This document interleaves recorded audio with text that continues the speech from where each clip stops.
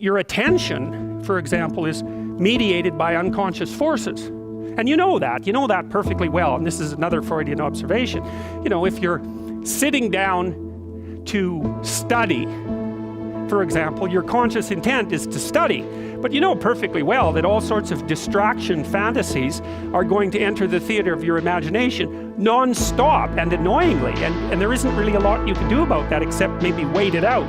You know, so you'll be sitting there reading and your attention will flicker away. You'll think about, I don't know, maybe you want to watch Jane the Virgin on Netflix or something like that. Or maybe it's time to have a peanut butter sandwich. Or you should get the dust bunnies out from underneath the bed. Or it's time to go outside and have a cigarette. Or maybe it's time for a cup of coffee. Or it's like all these subsystems in you that would like something aren't very happy just to sit there while you read this thing that you're actually bored by. And so they pop up and try to take control of your perceptions and your actions non-stop. Maybe you think, well, this is a stupid course anyways. Why do I have to read this damn paper? And what am I doing in university? And what's the point of life? It's like you can really get going if you're trying to avoid doing your homework. And then you might think, well, what is it in you that's trying to avoid? Because after all, you took the damn course and you told yourself to sit down. Why don't you listen? Well, because you're a mess. That's basically why. You haven't got control over yourself at all. And no more than I have control over this laptop. Okay, so there's the memory function of the unconscious, and there's the dissolutive function. That's an interesting one. The unconscious contains habits, once voluntary, now automatized, and dissociated elements of the personality, which may lead a parasitic existence. That's an interesting one. I would relate that more to procedural memory.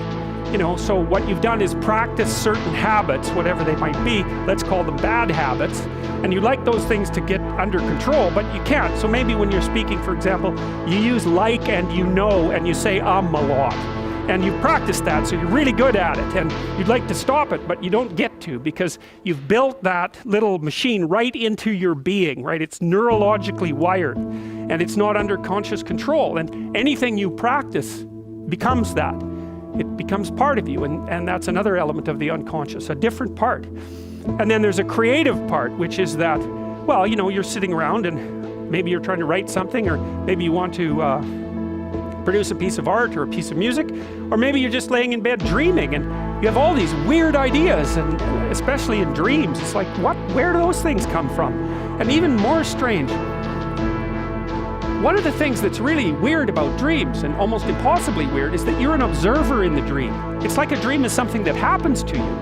Well, you're dreaming it, theoretically, so how is it that you can be an observer? It's almost like you're watching a video game or a movie, but you're producing it, at least in principle, although the psychoanalysts would say, well, no, not exactly. Your ego isn't producing it, your unconscious is producing it. It's a different thing. It's a different thing, and of course Jung would say, well, it's deeper than that. The collective unconscious might be producing it. It's, in some sense, it isn't you exactly, or it isn't the you that you think of when you think of you. And that's the ego from the Freudian perspective, the you that you identify with, that's the ego. And outside of that is the unconscious, the id. That's more the place of impulses, and you could think about those as the biological subsystems that can derail your thinking, right? And that govern things like hunger and sex and aggression and your basic instincts is another way of putting it. And it's a reasonable way of thinking about it, because these are subsystems that you share with animals. You share them certainly with mammals. You share most of them with reptiles. You share a lot of them with amphibians, and even going all the way down to crustaceans, there's commonality, for example, in the dominance hierarchy circuits. And so these are very, very old things. And the idea that you're in control of them is, well, you're not exactly in control of them. And I would say the less integrated you are, the less you're in control of them, and the more they're in control of you. And that can get really out of hand. You know, you can be like with people who have obsessive compulsive disorder, for example, which seems to be, I would say, the dissolutive elements in some sense of the unconscious, the way that it's portrayed here.